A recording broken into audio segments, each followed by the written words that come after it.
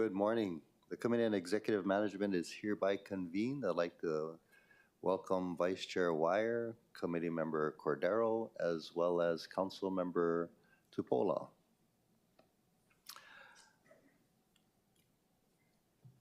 Please note that on Wednesday, May 28, 2025, the Committee on Executive Management recessed to allow further time to consider, deliberate, and take action on agenda item number 1 and 2. Before we start our meeting, I have some procedural announcements to make.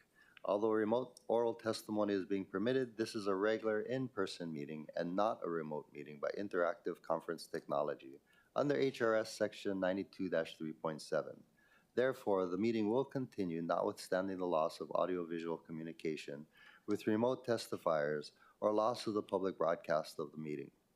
Members of the public will be allowed to provide oral testimony on all items on the agenda when each item is taken up in 2 ways, remotely via video conference or phone and in person in the council chamber. Before testifying, each person shall state their name for the record. Each speaker will be limited to a 1-minute presentation per item. All persons who have registered to testify in person will be called upon first. Persons who did not register will be given an opportunity to offer testimony after the registered testifiers. Once in-person testimony has concluded, I will proceed to the remote testifiers. When I call your name or the last 3 digits of your phone number, please follow the prompts to unmute. As both English and Hawaiian are official languages of the state of Hawaii, pursuant to Article 15, Section 4 of the Hawaii State Constitution and Section 1-13 of the Hawaii Revised Statutes, members of the public may testify in either language. For oral testimonies offered in Olelo, Hawaii, additional time, as may be necessary, will be allowed for the testifier to provide an English translation of the testimony.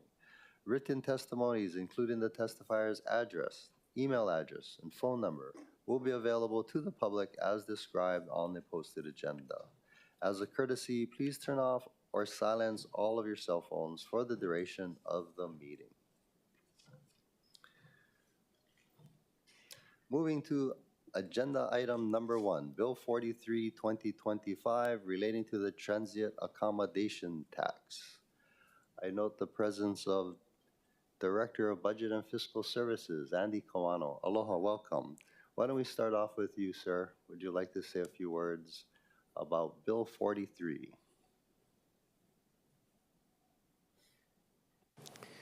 Good morning, Council Chair Waters, Honorable Council members, Andy Kawano, Director of Budget and Fiscal Services. Actually, I wanted to watch the presentation, but if that's coming later, I have it right here. We actually issued a while ago a Department Communication 345 with regard to our opposition to Bill 43. We strongly believe that using the TAT or OTAT to help to fund sewer facility improvements is inappropriate. And the reason why is, you know, the OTAT, especially in the amount of about $50 million as projected in the presentation, should be used to help to balance the operating budget of the general fund. When the state provided authority for the city to levy the Oahu Transient Accommodation Tax, or OTAT, the authority was provided to the city's general fund. The monies go into the general fund after the levying of the tax as general fund revenue, and we use those revenues to balance the budget. I know that council members have questioned us during the budget process about our lapsing and vacant positions. But, you know, at the same time, you got to realize that we submit a balanced budget. So if you deduct $50 million every year from our revenue base, we're going to have to take away $50 million of projects and programs. We're going to have to prioritize those things out. That's kind of concerning because $50 million is a lot of money. The other concern we have is that I've been told by our mayor and managing director that the legislatures have been discussing a repeal of the OTAT. So to have a projection going out 5 years, $50 million a year, totaling $250 million a year, may be overly aggressive from an analysis standpoint, because this benefit for the city to receive OTAT is really a yearly benefit. Every year we go to ledge, there is risk that the OTAT can be repealed. And then lastly, we talked about not subsidizing or transferring monies into the sewer fund to cover sewer O&M. I'm sorry, Director, if I may interrupt you just for a second. I'd like to appoint Councilmember Tupola to the committee for quorum purposes. Thank you. Please proceed. Yeah.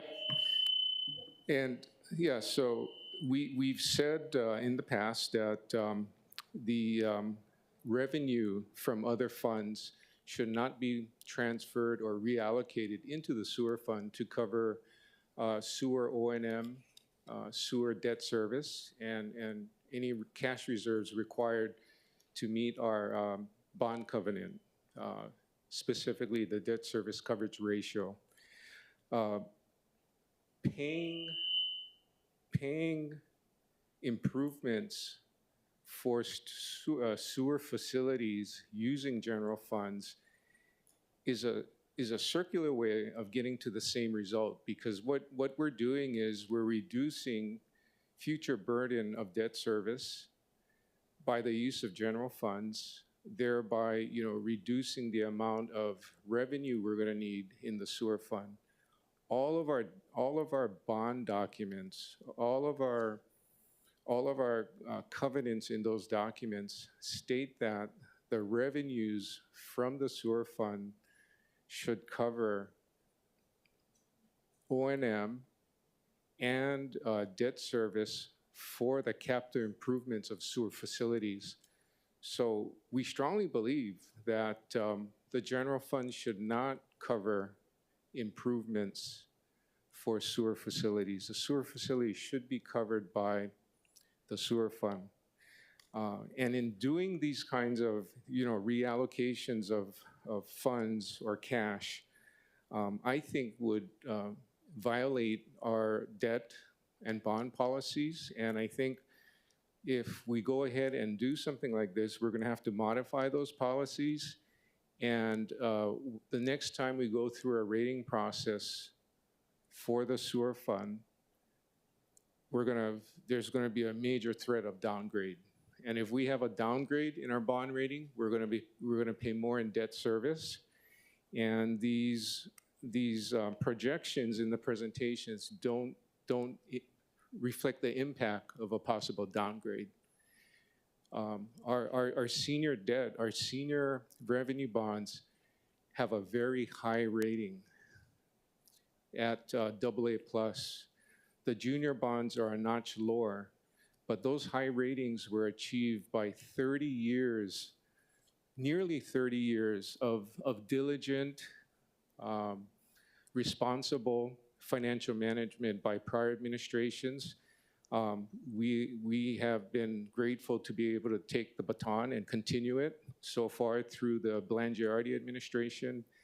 And to pass something like this will threaten all of that hard work done and could turn things around and unravel things fairly quickly. So therefore, in summary, we strongly oppose this bill. Thank you so much. Members, any questions for the director? Councilmember Tupola. Hi, aloha, Director. Thank you for being here. Thank you for testifying. So basically what you're saying is don't use vacancy funds, not TAT, and not for sewer improvements. And then I think what Councilmember Waters is going to suggest is a different path forward. Later on, I was going to suggest that we look into the WIFIA program as one of our options. Have you already looked into the interest rates for that?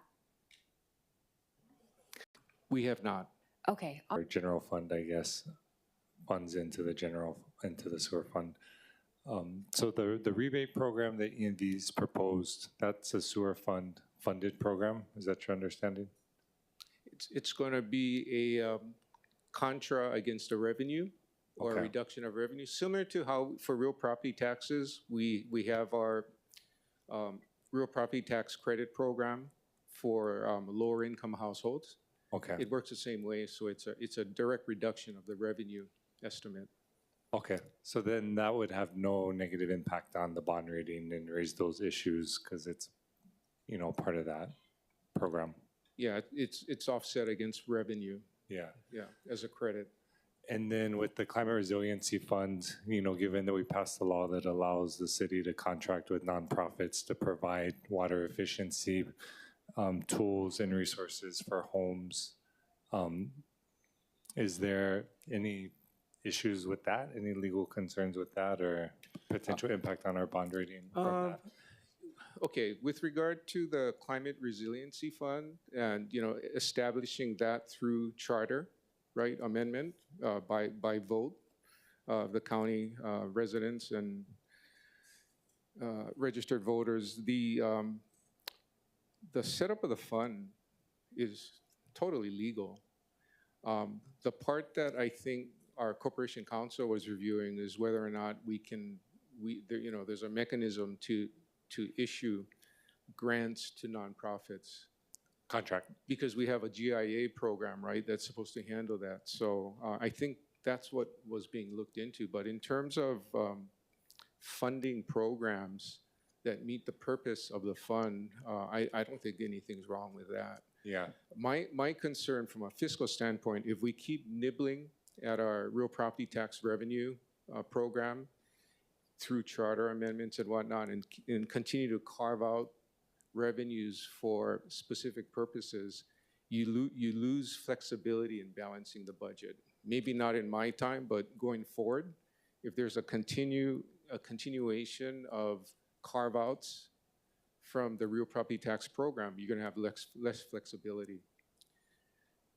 I hear you. In terms of budget planning and... So which is why BFS was concerned about the passage of the Resilience Fund in the first place, was because it's a carve-out, sets aside funds, allocates it for a particular use that doesn't allow for the flexibility in budgeting. Yes, and as I recall, I stated that, climate change is a priority for the mayor. Yeah.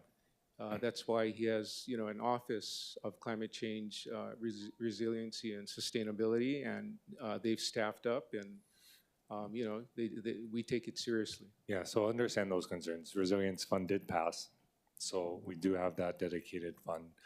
We did pass Bill 15, I think it was, that Chair co-introduced.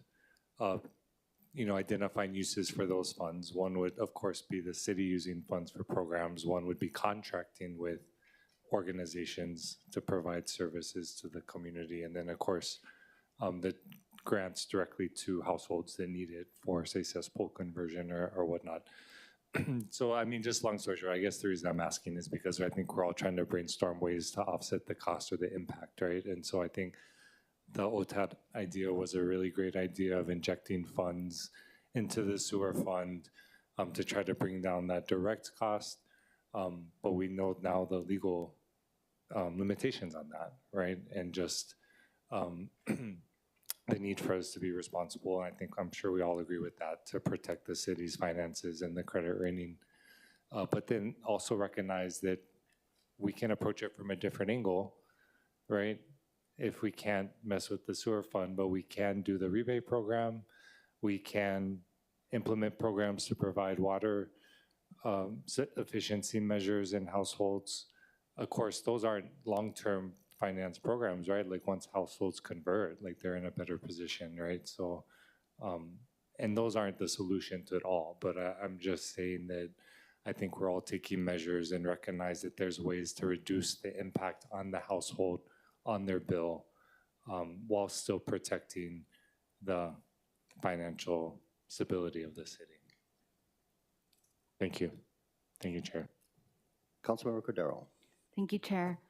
Director Kawano, I was wondering, as it relates to the CARES program and any other funding that relates to sewer, I know that, you know, for the sewer fee increase, it needs to, you said that it needs to be self-sustaining, but for other programs like the CARES program, can it be funded by other types of funding, including Clean Water, Natural Lands Fund, or any other types of funds that come from the general funds?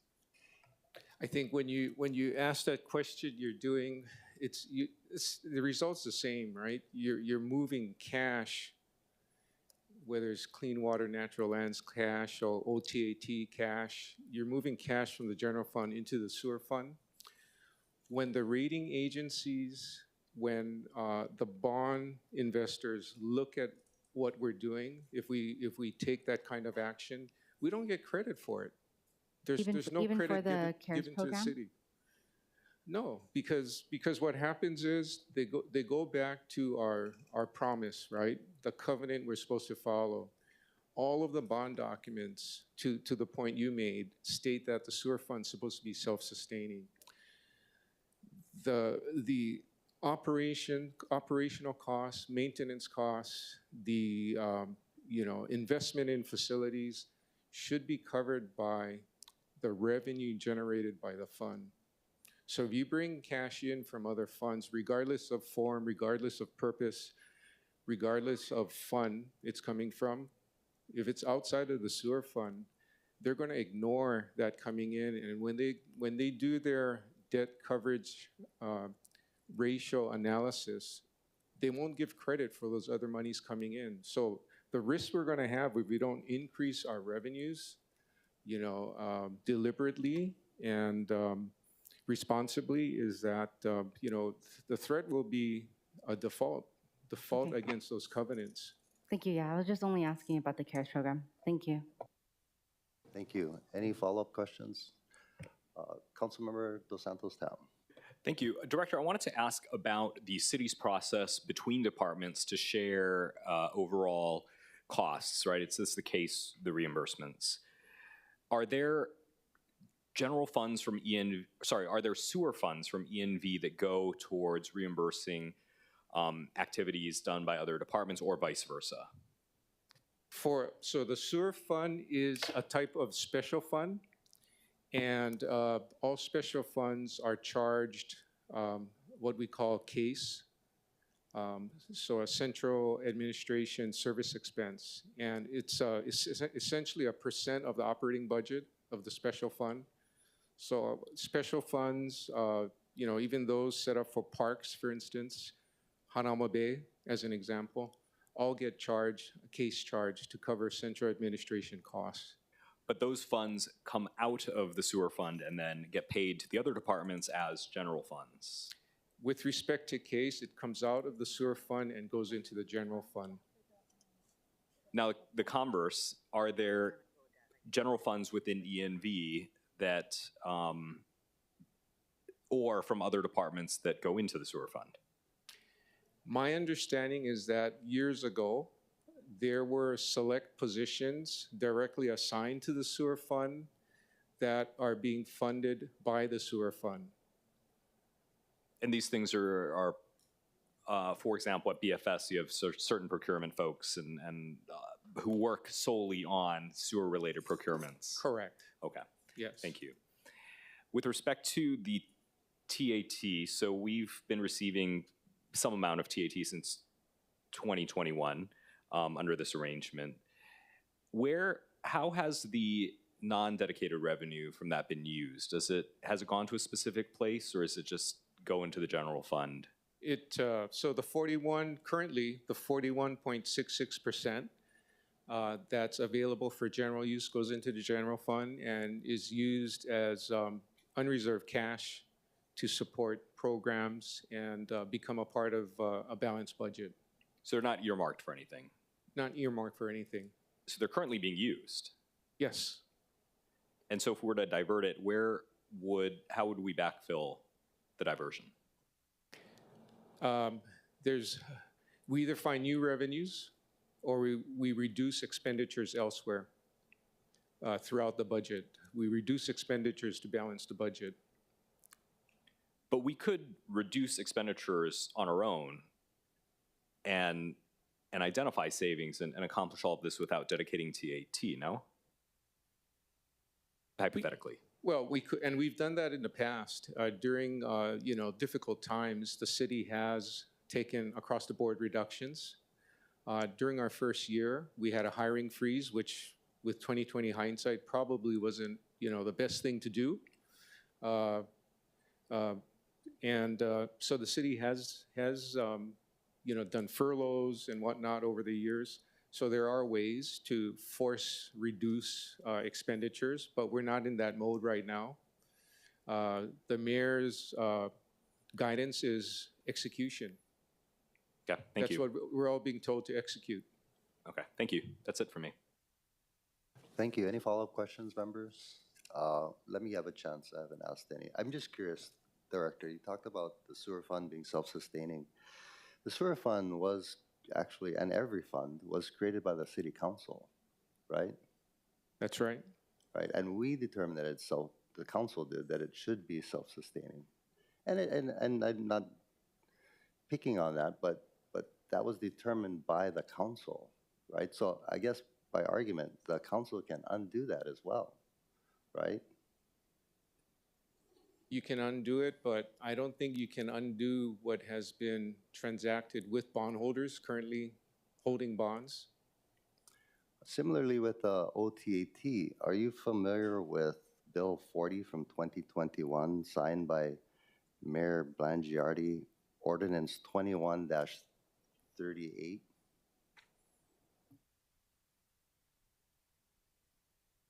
I don't memorize bill numbers. What is it relating to? This was relating to the Oahu Transit Accommodation Tax, introduced by me and passed by this council, designated where the OTAT should go, right? We designated 50% to the transit fund, a smaller percentage towards the impacts of tourists, and then the rest into the general fund.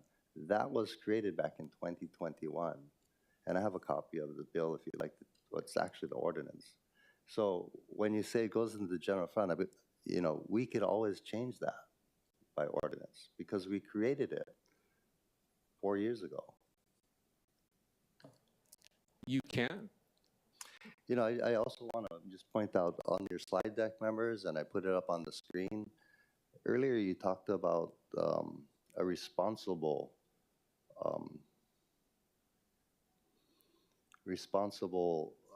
maintenance of this fund.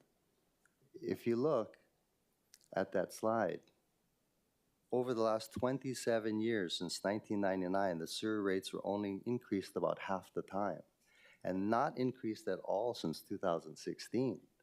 Had they been slight increases throughout the whole time, we wouldn't be in this mess that we are today. Wouldn't you agree? I would agree. Thank you. Members, any follow-up questions? Councilmember Wire.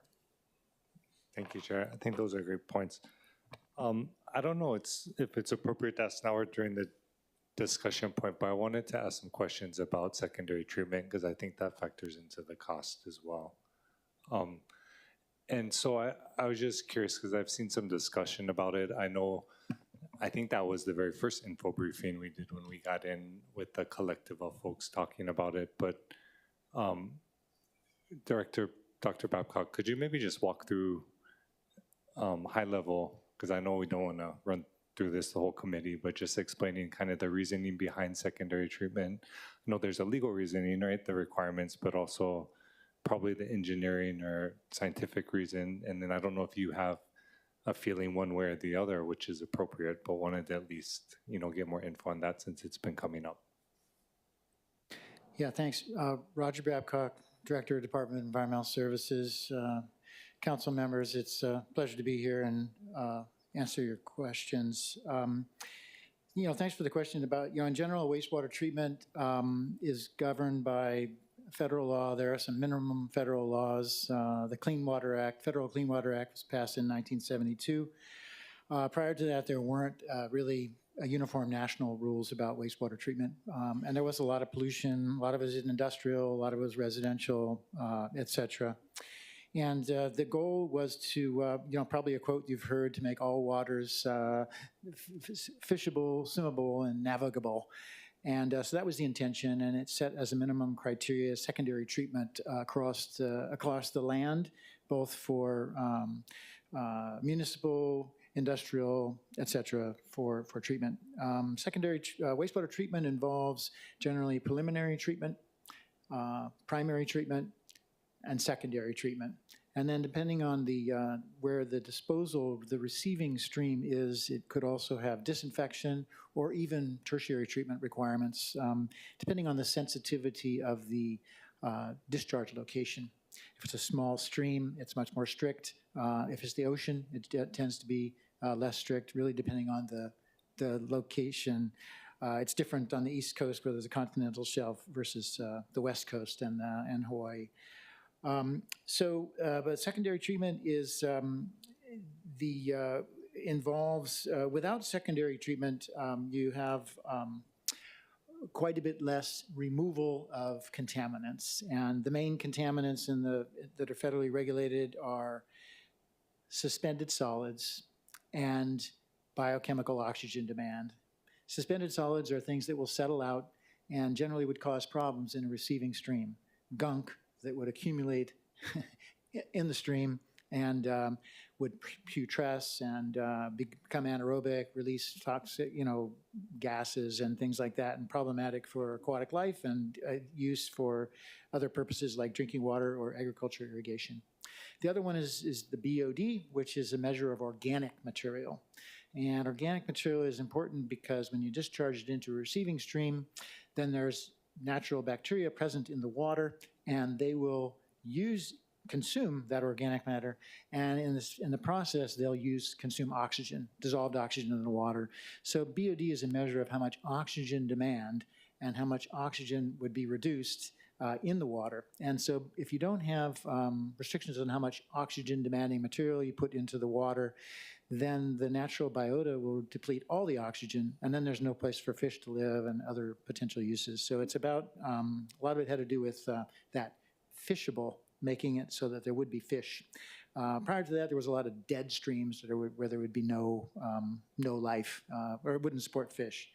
So that's kind of the origin, really, of those two things. The only other national one that's included as part of the Clean Water Act is pH. It has to be between 6 and 9. And that was to eliminate, to prevent causing acidic or basic conditions, which also wouldn't support life, both for aquatic creatures as well as to make it something that people could swim in.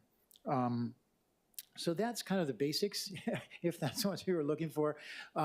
We do have secondary treatment at all of our treatment plants except for the Sand Island treatment plant at this point. We are in the process, of course, of upgrading that, and the phase 1 is about 80% complete now. It'll be finished by the end of next year, which would take about 20 million gallons per day of a 90 million gallon per day capacity will be then on secondary treatment with the completion of that project that's, of course, awarded and quite close to being finished. I appreciate that. So the secondary treatment is not even the highest level of treatment, but it's another level of treatment that would help clean our wastewater pretty much. Is that an oversimplistic way you can tweak No, that's that? exactly right. So, for example, Sand Island, which permit right now is for primary treatment, the requirement for removal of BOD is 30%. Secondary requirement is 85%. Sorry, that's for the BOD portion, and the suspended solids is, I believe it's 60%, and again, that's 85%. So secondary treatment requires 85% removal of those contaminants. That is not the highest level of treatment at all. At other locations where we have recycled water, where we make R1 water, for example, requires tertiary treatment, which is an additional step of filtration and then a super disinfection to make it usable for people to handle and use on crops and all that kind of stuff in parks. Okay, so and I'll wrap up quickly. So legally, we know the parameters and what the city's obligated to do. On the, I guess, health safety side, is there a particular source we should read to determine whether secondary treatment is necessary for Hawaii? Because that seems to be an ongoing conversation. And so I'm just wanting to make sure I'm up to date on all the science and data? Because I've heard different opinions. Yeah, so that's a good question. There have been various studies, over the almost decades, I guess you'd say, with respect to impacts on water quality for the various discharges of treatment plants, all across the country. So I can't necessarily point you to a specific document that would say just directly address that question with respect to the Sand Island, for example, or Kailua, or Honolulu, or Waianae, the four that discharge into the ocean, and the other ones that discharge either into Lake Wilson, whether there would be sort of a health study to say that what the potential impacts are with or without certain treatment. But in general, that is what is considered during the rulemaking process. And so the rules are, of course, are made at the federal level. They go through generally a very long rulemaking process where there's a draft, and then there's a risk analysis done, there's an economic impact analysis done, there's public comment periods and stuff like that. And it's nationwide, of course. And then they go through their final rulemaking promulgation process, which then is, of course, passed by Congress. So it's a very large sort of external, process that incorporates the public health and environment considerations. Okay, and yeah. I'm sorry to belabor this, but just to finish that thought. Yeah. So do not do a specific analysis for any specific treatment plant in formulating, those rules. Yeah. They're nationwide, and considering in general the quote waters of the state, which is all the waters around the United States. Okay. Yeah. I'm just concerned because it sounded like some folks, or at least administration, was considering going and talking to the federal government about getting us out of secondary treatment. And so that's why I want to know what I should be reading to know, because of course there's folks that say, oh, no big deal, it goes into dead zone at the bottom of the ocean anyways, right? And then some folks that say, hey, we don't want to be putting contaminated water into Lake Wilson or the ocean or wherever. And so I would hope before we ask the EPA to get us out of secondary treatment when we're already on this path to do it, that we have a grounding in what the science and the data says and what the health impacts could be, because I know protecting our ocean ecosystem is so important. That's just a thought. You can add to it though if you... Yeah, no, thanks. No, you're right. So as part of the waiver that the city used to have, waivers, they agreed to do ocean monitoring, program, which still exists. And so data is collected as part of a agreed to program around the outfalls. So we have that data, and it does incorporate a lot of different things, sampling the water quality and things like that. And then there are control sites, and so the ocean is complicated with lots of currents and different things like that. So there is, and then there's modeling studies that were done. There was a study called the Mamala Bay study, which was completed in about 1996 or so, which looked specifically at Sand Island and did result in UV disinfection being installed at Sand Island. It wasn't before, because there were some model results that showed the sewage could end up in Waikiki under certain storm conditions and stuff like that. So there is a body of knowledge out there in terms of potential impacts from Sand Island, and the when you say impacts, so you the mean case impacts from not treating or just from what's coming out now? Right, Okay. impacts from what's coming out now. Yeah. Okay, thank you. Yeah. Thank you, Chair. Thank you. I mean, you didn't really answer the question. Councilmember, I was asking you, is it safe as it currently is? And you explained that Congress decides, but really, you as an expert, is it safe, what we're currently doing? Yeah, it's an interesting question. I mean, if you don't know, that's fine. You Yeah, can say, so I'm not sure. I guess or I'd don't say know. I'm not sure. Okay. Yeah. Chair. Yeah, thank you. Councilmember Tupola. Tupola. It's okay. Sorry. There's a lot going Thank on. you. Appreciate it. Director, thank you so much. I always appreciate your thorough answers. And I did file a council communication last year, November, about the integrated planning and alternative proposals to secondary treatment and all the associated peer review studies in medical bio journals about this issue. Obviously, there are cities within California that got waivers from doing this. And when the time came in 2010 till now, we haven't done it. And I think it might take us a few more years to do it, which means currently right now, has there been any cases of something that has happened because of the lack of doing the secondary treatment at Sand Island that we should be made aware of? Health cases. Yeah, like health cases or adverse impacts. Yeah, directly linked to our lack of doing the secondary treatment at Sand Island. No, not that I know of. Thank you. So in this paper, it does suggest that one example in Appendix 1, which again is as a council communication, suggests that 8 existing primary clarifiers would be retrofitted to 2 primary filters and 6 trickling filters. The primary filters would meet and exceed the capacity while eliminating the risk of storm-driven flushing. This would also significantly reduce or eliminate the need for chemical addition while producing more solids for the generation of biogas. I'll stop there, but I think there were suggestions there, and I think because technology has advanced, there are still ways to clean the water. There are still ways.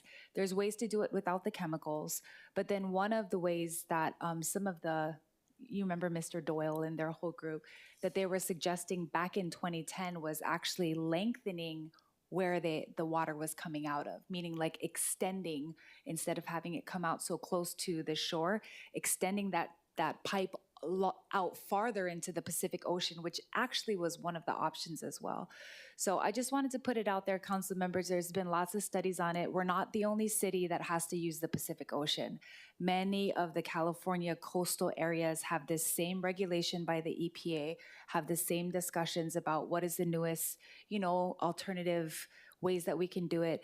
One last question, Director Babcock. In the 2019 RMTAL EIS, regarding Sand Island secondary treatment, did it say that there was going to be 300 metric tons of CO2 that would be released from the plant, which would actually impact the environment more than the secondary treatment?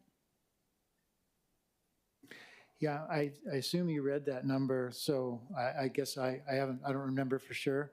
But Yeah. Secondary treatment does convert the organic material. It oxidizes it, and it does produce CO2 in all secondary treatment. Yeah, and I think that's why people have sought alternatives, right? Is because the membrane bioreactor, if you haven't read the EIS, the membrane bioreactor is going to release 30,000 metric tons a year, which doubles the carbon emissions of our current plant. So we just have to take into consideration all of the avenues. But Director Babcock, we thank you. We thank you for always entertaining all of our questions, and thank you, Chair. Thank you. Great questions. Any follow-up with Dr. Babcock? Seeing none, thank you. Madam Clerk, do we have any testifiers?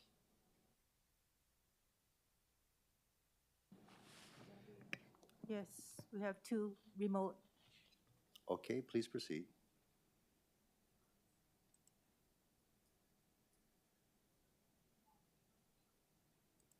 Thank you, Chair. Council members, Natalie Wassa for the record. I oppose this, and I'm actually surprised that you're still continuing to talk about using general funds for the sewer fees. You've heard the administration say that they strongly recommend against it, and now today we heard that it's a major threat to the bond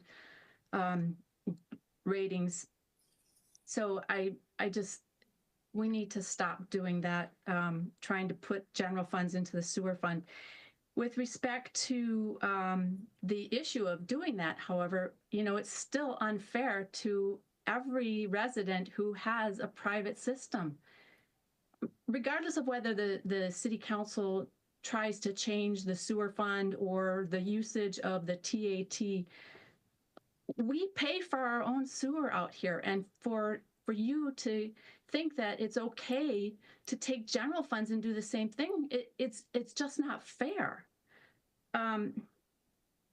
And then I just wanted to point out that several of you were on the council back several years ago, and I don't recall any discussion about increasing the sewer fee or any concern at that point that we need to take a look at this. So I think you folks, some of you, bear the responsibility of these extra high costs that the sewer fees are going to be needed to replenish the sewer fund. So thank you for allowing my testimony. Thank you.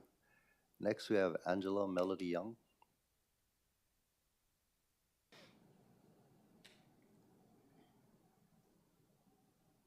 Aloha, Angela Melody Young, testifying on behalf of CARES. So it's a very interesting process to get in with this discussion. And I liked some of the ideas about looking at Los Angeles County's ideas. And so yet in Hawaii, the HRS does direct that the power for taxation is for the budget director of the counties. So it's interesting to kind of learn about these processes because in Los Angeles, the Board of Supervisors get the ultimate control. So, and what works in one jurisdiction is not going to work in the other. For example, my student from Princeton University has a research team studying hydrogen fuel and carbon neutral goals to be developed from wastewater treatment facilities, a very innovative technology. And the science is beyond me, but in their jurisdiction, it's a beer company that's helping with the hydrogen fuel. And in Hawaii, the industry is not focused on beer, it's focused on agriculturally grown products, hotel, restaurants, and housing that are influencing the sewer infrastructure. So the science to it is going to be different from jurisdiction to jurisdiction. So thank you so much. Right. Okay. Thank you. Madam Clerk, do we have any other testifiers? There's no one, Mr. Chair. Thank you. Members, with your indulgence, I do have a slide deck I'd like to go through with you folks. Thank you. You know, as we continue to work today, I ask for a moment not just to consider policy, but to reflect on the kind of leadership this moment calls for. And just to be clear, members, from the get-go, I'm not going to ask you folks to vote on this bill today, right? So there's no pressure here, but just be open-minded. Leadership is not easy. It's never has been. We're entrusted with decisions that carry weight politically, financially, and morally. We face pressure from the public, resistance from the administration, departments, and sometimes doubt from within ourselves. But that's part of the journey. In these moments, the hard ones, we're called on to rise, not reactively, but responsibly. Before we begin our discussion today, I'd like to reflect on the words of Nainoa Thompson, who spoke here at our March full council meeting. Clerks, can you still please cue the video? Which really gets to this issue about leadership. I mean, from my lens, those of you in these chairs at the highest level of governance set the highest bar of excellence. You set the farthest distance in vision. And I know so many of you, and I know your vital importance of your leadership is because you navigate by your values and you don't compromise them. And I think even though you may not see fire and rescue, maybe you may not see the water safety impact on Voyager, it is significant. So Nainoa reminded us that storms are inevitable, not just ones that we can see on radar, but also those rooted in complexity, uncertainty, and fear. These are the storms we're in now, where answers are not easily found, and the path forward requires more than just strategy. It requires light. Our job is to find that light, follow it, and ultimately become it. Bill 43 is part of that light. It proposes a responsible, forward-thinking step to reallocate a portion of the Oahu Transit Accommodation Tax paid by visitors to the island to help alleviate the significant burden on a proposed 110% increase in sewer rates on our local families. This is not about politics, it's about fairness. It's about protecting families already doing all they can to stay afloat. The bill does not add new taxes. It simply aims to use what we already have differently. It honors our obligation to federal environmental standards while relieving the weight placed on working people. Is it conventional? No. Is it bold? Yes. Is it necessary? Absolutely. We must stop defaulting to how it's always been done and instead ask, how can we do better? How can we be better? Leadership means stop defaulting to how we've always done it. It means asking better questions. It means challenging old assumptions across departments, across policies, and sometimes in this very chamber. That's what leadership demands, not comfort, but courage. Whether it's Bill 43, the budget, or the activities that impact the quality of life for Oahu residents, these are opportunities to lead with courage, creativity, and conviction. Across the board, we need to think differently and raise the status quo. There aren't just policy shifts. It's a time to rise to the moment, a wake-up call to rethink how we govern and whom we prioritize. We are not elected to preserve comfort. We're elected to serve the people of this island, and they are counting on us to act, not with fear, but with clarity and care. Let's meet this moment with leadership that leaves things better than we found them. ENV has advocated for an increase to sewer fees for our residents by 115%. Can we start with the first slide? And we had a long discussion on this on Tuesday. Actually, I'm looking at this slide, members.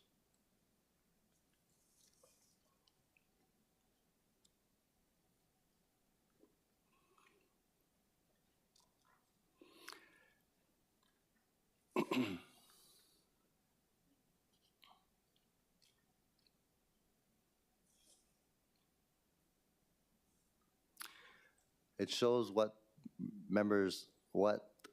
the public is going to have to pay.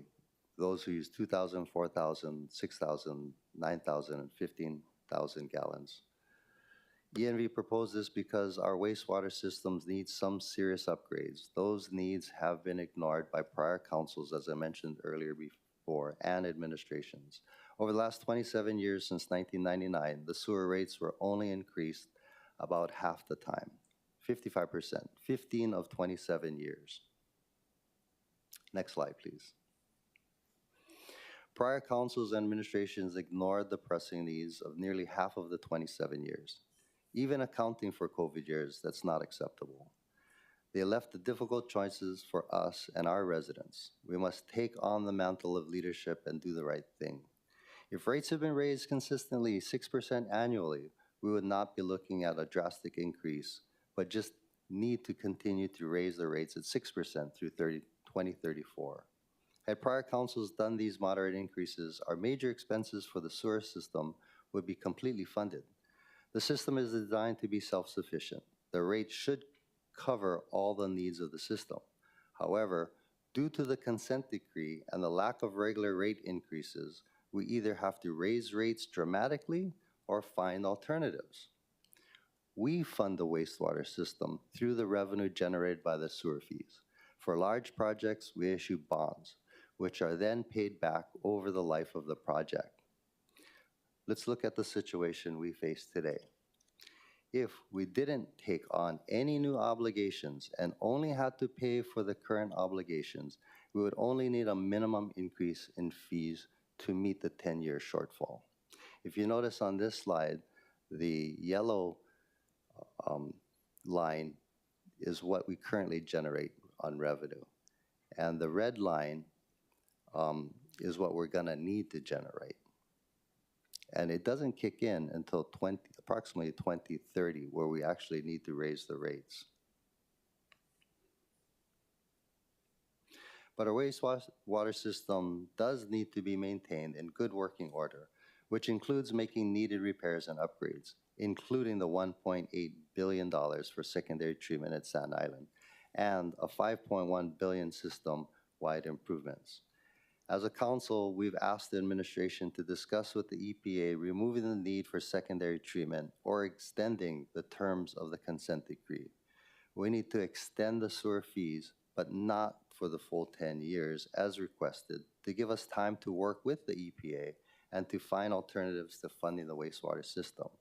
We need to change the way we set the rates, and I believe we should increase the rates more moderately. As a city, we need to look at ways to bring the cost of our sewer fees down.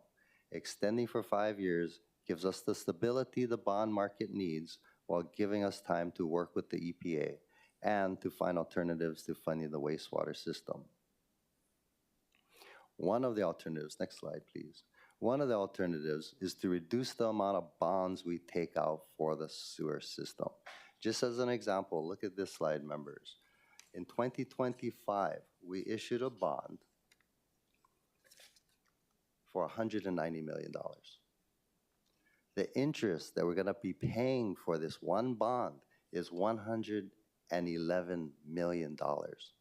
That's a total of $302 million.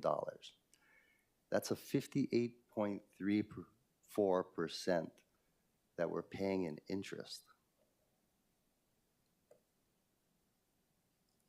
According to the sewer rate study done by ENV, the primary component of the revenue requirement increase is debt service. It is projected for 2025, 50% of the sewer fund revenues would be used simply to pay our debt service. If we look at reducing the amount we need to borrow, we can reduce our costs. And that's simply what I'm suggesting.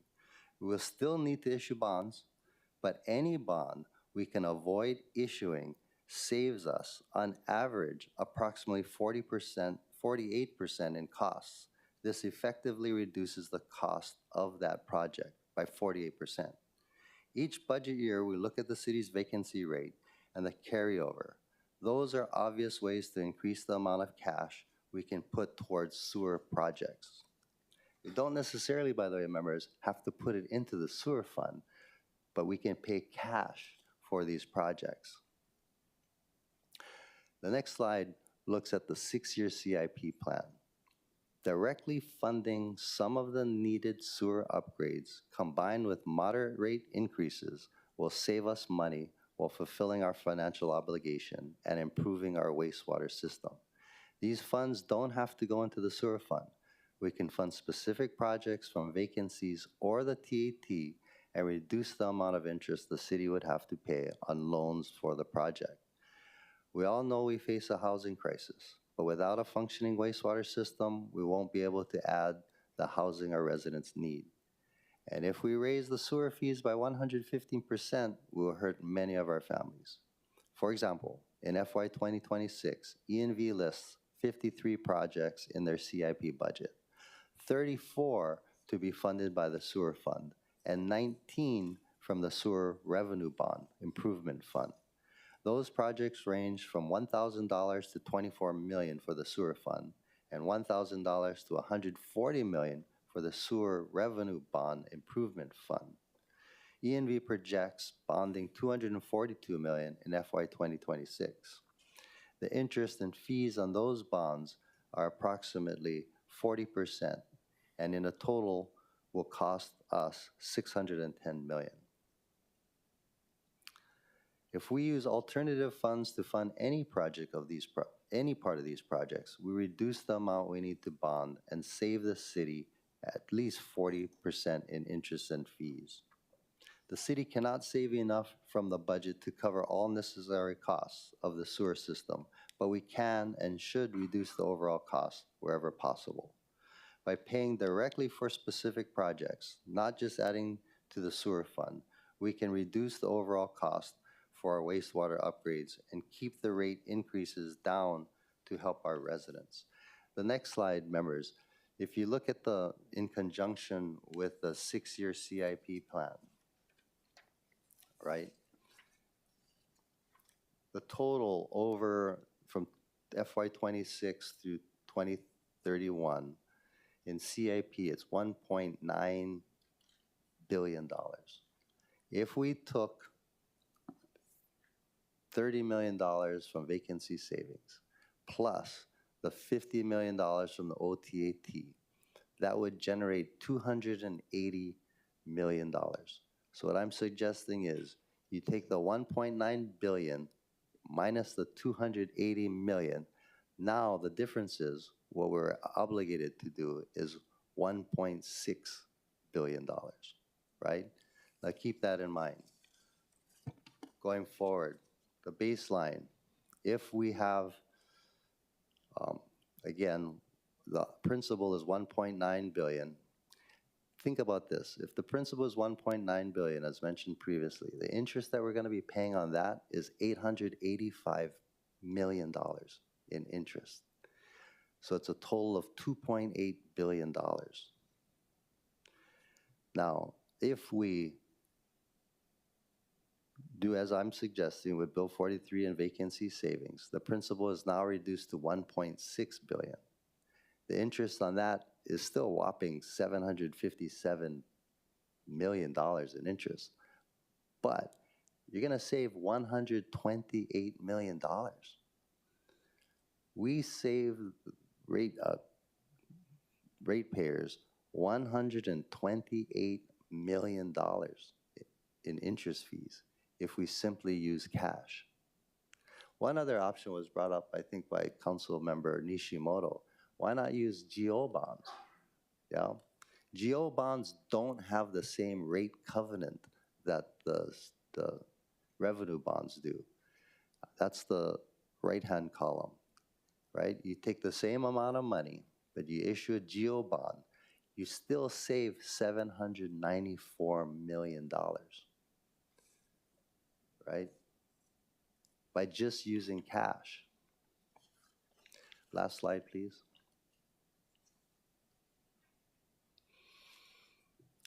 So as the rate increases were originally proposed, right, the 9% route, the revenue that we would generate is about $7.6 billion. Well, actually, the first column is what we generate now, which is about $4.6 billion. The amount of revenue that we would generate if we increased it as originally proposed would have been $7.6 billion. According to a lot of what we've been provided from ENV, and this is also on your desk, it appears that we got to raise about $6.9 billion to do all the upgrades. What I was suggesting the other day with a 6.75% increase, we would raise $6.9 billion, which is enough to cover the upgrades. So again, members, the whole reason I wanted to do this, we're not taking a vote on this today, but it's just food for thought. The whole idea, it's just like being at home. When you use cash instead of a credit card, you don't have to pay the interest. And that's really what I'm trying to do, is figure out how we can use cash instead. And people were objecting, we don't even have to do put it directly into the sewer fund. As suggested by Councilmember Cordero, we could create a provisional sewer fund and put it in there. And that way, if ENV doesn't use it, we can always use it to backfill any shortages that the city has. So just food for thought, members. Again, I'm not asking you to vote on this today, but you know, it's something to think about in trying to reduce these rates. Okay, Councilmember Tupola. Thanks so much, Chair. Thank you to you. Thank you to your staff. I think some of the information that was presented in the slides were things that I've been requesting, and I'm glad that there was time and effort put into listing all of these out. I did file a council communication, I believe 169, if anyone wants to look at that. So this is the federal program that I'm talking about. And this was given to me by previous EMV directors that were dabbling with the idea. So you said, let's go cash. Councilmember Nishimoto said, let's go GO bonds. This program is put out by the EPA, and I'm just going to read a snippet of it. So in 2018, the EPA and San Francisco Public Utilities Commission closed a $699 million WIFIA loan for the Southeast Treatment Plant Biosolids Digester Facility. This project provides new efficient solid treatments, ensures treatment reliability by meeting current seismic standards and improving standard operations while reducing the impact on adjacent communities by providing advanced odor control. That in 2020, the San Francisco Public Utilities Commission took advantage of this program and they actually lowered their rate. They took the loan out at 3.09%. And in 2018, they negotiated with the EPA and brought their rate down to 1.45%, which saved them $432 million over the life of the loan. So I'm bringing this up because as an alternative, and that's what we're talking about today. So thank you for having this hearing. What are the alternatives? Because we need to come up with alternatives that will not create so much debt service that really the bulk of what we're paying is debt off of a more or less a credit card that we're trying to pay off this with. So I wanted to put it out there. Of course, I hope that the administration takes a look at it. I did talk to previous administrations as to why they didn't pursue this. They did mention that in 2019, right before COVID, that for whatever reason, ENV was flush with cash. So they had a lot of cash coming in from different things, and so they didn't want to take out any more loans. But where we are today is not where they are. And this is still available to us, and that's why I'm saying we have to get into these conversations with the EPA because many coastal cities have had this. I visited many cities in California asking them what they're doing with the EPA to get their rates down. They said, these are all the things. We have to take advantage of all their programs. So like we said yesterday, we need to take advantage of every possible avenue. Thank you, Chair. No, thank you. Any further discussion, members? Seeing none, thank you for your patience. It's now 12:30, so it took about an hour. Appreciate you all. Have a good lunch. Thank you. We're recessed.